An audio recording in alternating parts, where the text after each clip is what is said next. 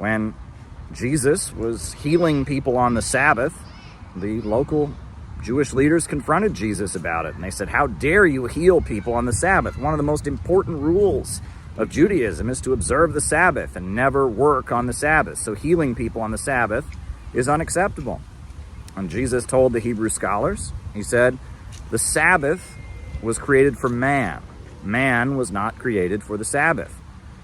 In addition to that, at one point, Jesus was confronted by the local Jewish leaders, and they asked him which of the 10 commandments was the most important. He said, the most important commandments are to love your God with all your heart and soul, and love your neighbor as yourself. And that is the essence of what the prophets of Judaism were saying. And it seems like the solid difference between the movement that was started by Jesus and the traditional religion of Judaism that existed in his day was that one was concerned about details. One was concerned about, observing the Sabbath, circumcision, which of the letters of the law you followed, the law of Leviticus, the law of the Old Testament.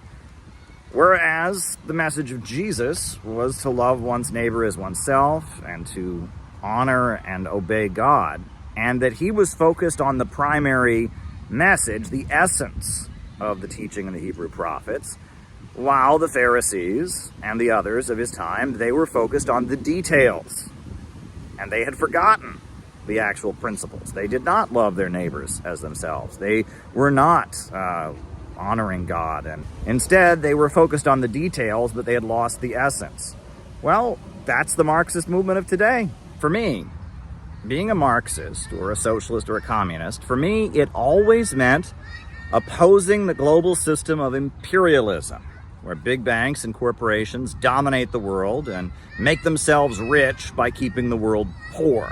In addition to that, Marxism, to me, always meant that we should have a rationally organized economy so that human growth and creativity could be unleashed to even higher levels, and we could reach that ultimate goal of a stateless, classless world of vast abundance, the higher stage of communism.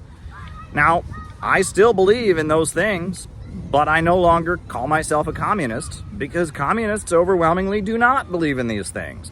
They have lost the essence of Marxism. They stand with the U.S. government against Russia and China. They don't believe in economic growth. They don't believe in a planned economy. But they claim that because they quote Marx, because they march around with red flags or whatever, that they are the real communists. And we, who are doing what is in the revolutionary essence of Marxism, opposing imperialism. The global imperialist system is oppressing people across the planet, and it's also oppressing people right here. We are against the imperialist system. We are for a new America where working families have what they need and growth and innovation is promoted beyond the rule of profiteers. Support sending billions of taxpayer dollars to Nazis in Ukraine to start a nuclear war with Russia. China is not our enemy. I need you to leave, please, ma'am. China is not our enemy. Russia's not our enemy. Walk out, please. No more money for rich men's wars. Houthis are heroes. Houthis are heroes. Houthis are heroes. And we want to see peace not just with North Korea, but with Russia, with China, with many countries around the world. It is outrageous that billions of dollars is being spent on prolonging the war in Ukraine when our people can't get relief in North Carolina. They claim that we are not the real communists. Well, after a while, the followers of Jesus Christ eventually decided to stop fighting to say that they were the true Jews and to just call themselves a new movement. They called themselves Christians. In order to preserve what the Hebrew prophets had stood for, they had to break with this legalistic, phony movement that spoke in their name.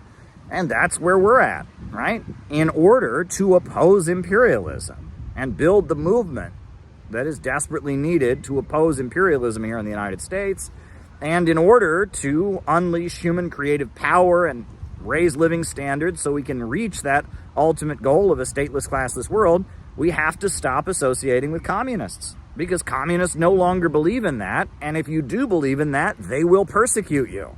The so-called communists of this world that are propped up by the old order, just like the Jewish leaders that persecuted Jesus were propped up by the Roman Empire. They will persecute you, right? There's a reason that the Communist Party USA has been set up, and that's to persecute people who believe in the genuine revolutionary essence of communism. There is a reason that certain people have come to dominate social media, and that is to persecute people who believe in the revolutionary essence of communism. So in order to build the movement that this country needs, to really oppose imperialism and to really unleash human growth and creativity, we must break with communism. Because what we believe, which is the revolutionary essence of Marxism, they no longer believe, and they control and dominate the aesthetics of Marxism. They control all the communist spaces. They control and fight to own the communist aesthetic. We have no interest in owning spaces or aesthetics. We want to build a movement to do what needs to be done. So we're not communists anymore. We're innovationists, and we're holding on to the revolutionary essence of Marxism.